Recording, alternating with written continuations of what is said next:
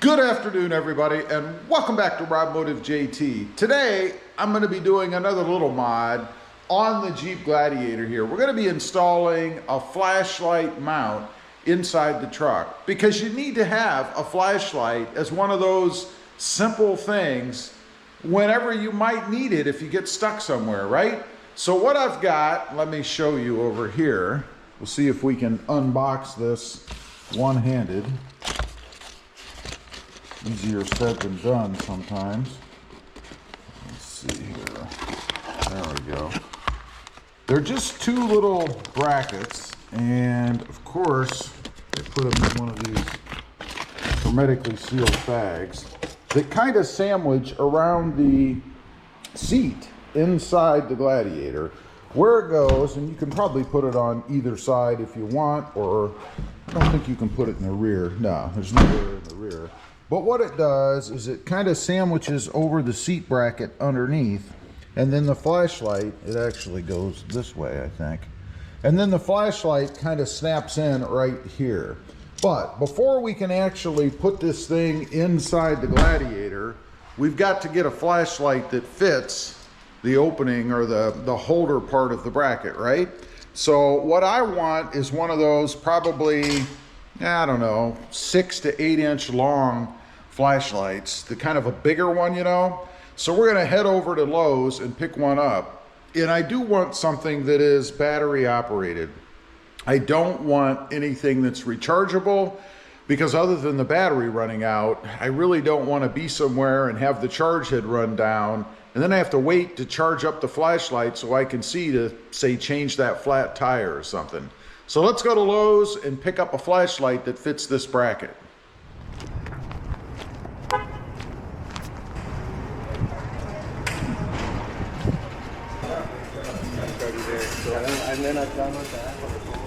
Where do I find flashlights?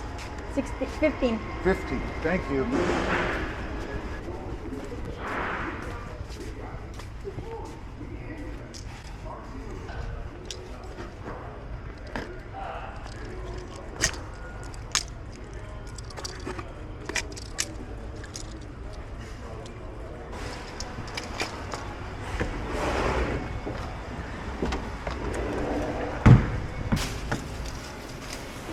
Thank you.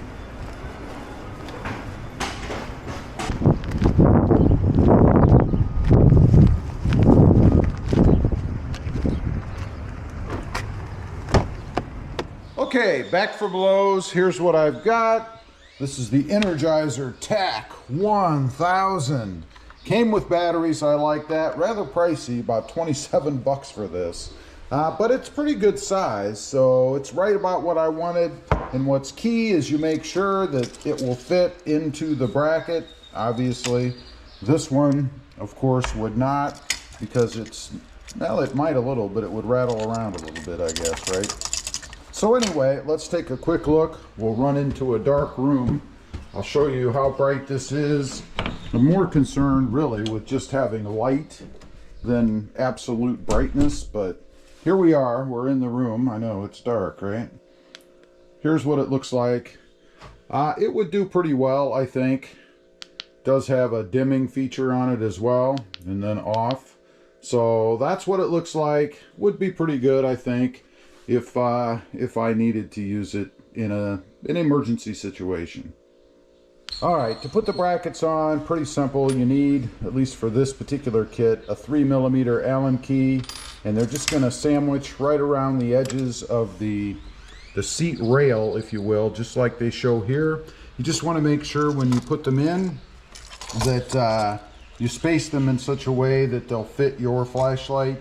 Mine are going to be probably right in between this line and this line, so they'll be relatively close together, I guess. Just something like that. Now, I won't be able to show you actually putting them in because you have to screw in or tighten down the brackets from underneath the seat. So there's really no way, I don't think, I can get a camera in there. So I'm gonna go put them on and then I'll show you what they look like and how it works. Pretty simple. Real quick, I'll show you from the back, and it's easiest to access the two screws you can see right there. One is up there and one is right there. Easiest to access from the back with the Allen key. It's really not too complicated at all. All right, we've got the brackets on, nice and secure. These things aren't going anywhere. When you put them on, it takes a little bit of force. You put the top part over first and then push down, and it will go under and hook on the underneath or the back side of that seat bracket. So it makes it pretty darn simple. As far as the light itself, let's go ahead, push it in there. Might be a two-handed operation, I'm not sure. Yeah, let's see if I can hold the camera like that. And you want it to be tight, obviously, because you don't want it rattling around or to fall off of there or anything. So that's how you want it to be. Now let's just see taking it out of there. Perfect. One more time. See if we can't slip it back in there on camera. Do it like that. There you go. And of course, like anything, the more you take it off and on, the more it's probably going to loosen up a little bit. But that's the perfect distance, I think, for a flashlight of that size. Something else I do want to note or mention about the location of the light. Notice it, of course, is right underneath all of the controls, so you're not going to have any problem with it interfering with your seat height adjustment or the front knob here, and of course the pull to move the front seat top back and forth. Nor is it going to interfere with anything on the door. However, if you do stack a bunch of stuff under here, like maybe this umbrella, if it were in the wrong spot, there is a chance, if your stuff is heavy and it sags down in the holder, that it could actually impact the flashlight down there. Don't really see that as a problem. You can see there that it's a bit higher than where the flashlight is anyway, but just something to be aware of, I guess, if you're concerned about it being in the way. That's just a pretty simple little mod, getting a flashlight inside the Jeep. Now you might be wondering, well, why not just throw a flashlight in the glove box or somewhere? Because when you need it, you're never going to find it, right? Plus it's always going to be in the way when you're shuffling through the glove box or the center console storage area or whatever. It's just more stuff in there that you really don't need to have in there, right? I mean, look at that. Looks like it was born that way and meant to be. Leave a comment, let me know what you think. I'd just be curious to know. Thanks for watching. Stay safe out there. Bye.